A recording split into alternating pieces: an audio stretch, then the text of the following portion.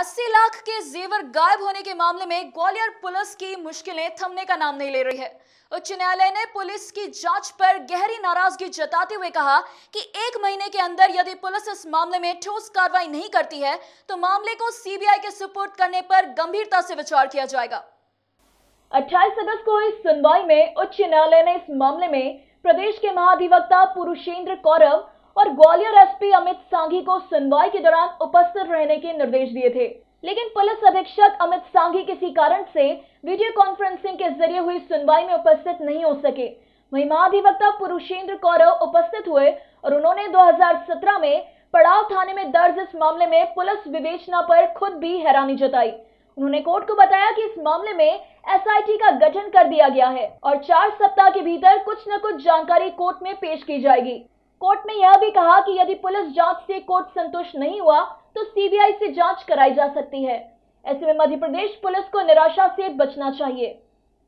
इसमें कोर्ट में कल हियरिंग के लिए केस लगा हुआ था परसों। उसमें हाई कोर्ट ने पहले ऑर्डर किया था कि एडवोकेट जनरल और एसपी पर्सनली रूप में उपस्थित होकर के इसमें क्लेरिफिकेशन दें। तो एडवोकेट जनरल उपस्थित हुए थे। एडवोकेट जनरल द्वारा उपस्थित होकर ये कहा कि साहब इसमें हमारे द्वारा एसआईटी का गठन कर दिया गया है और 1 महीने का एक मौका हमको दे दिया जाए। 1 महीने के अंदर पूरी प्रोग्रेस रिपोर्ट माननीय न्यायालय के सामने पेश कर दी जाएगी। और उन्होंने इस बात को माना कि हाँ 3 साल से इस मामले में कोई प्रोग्रेस नहीं हुई हैगी और एक बहुत ही सीरियस मामला है, ये भी एडवोकेट जनरल साहब ने माना। और सारी परिस्थितियों को देख करके उन्होंने कहा साहब कि इस मामले को पॉजिटिवली हम एसआईटी का गठन कर दिया है और 1 महीने के अंदर हम न्यायालय में आवश्यक रूप से कार्रवाई करके रिपोर्ट पेश करेंगे। हालांकि एसपी साहब को भी बुलाया गया था।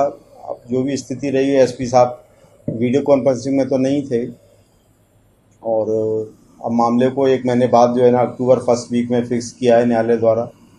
और न्यायालय द्वारा जो आदेश पारित किया गया है उसमें पुलिस प्रशासन की काफ़ी निग्लिजेंसी को जो है ना शो किया है कि 3 साल से इसमें किसी प्रकार की कोई कार्रवाई नहीं हुई है और मामला अत्यंत गंभीर है क्योंकि न्यायालय की कस्टडी से ही माल गायब हुआ है।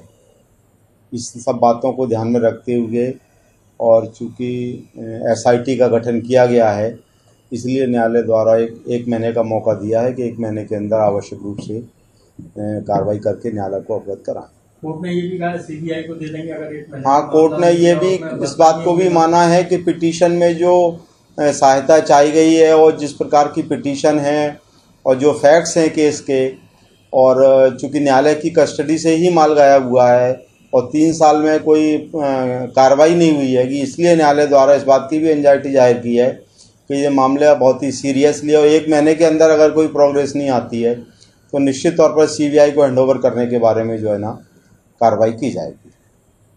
दरअसल उपनगर ग्वालियर थाना क्षेत्र में 32 साल पहले रमेश चंद्र गोयल और उनकी पत्नी बसंती देवी गोयल की डकैतों ने हत्या कर घर में रखे 80 लाख के गहने लूट लिए थे।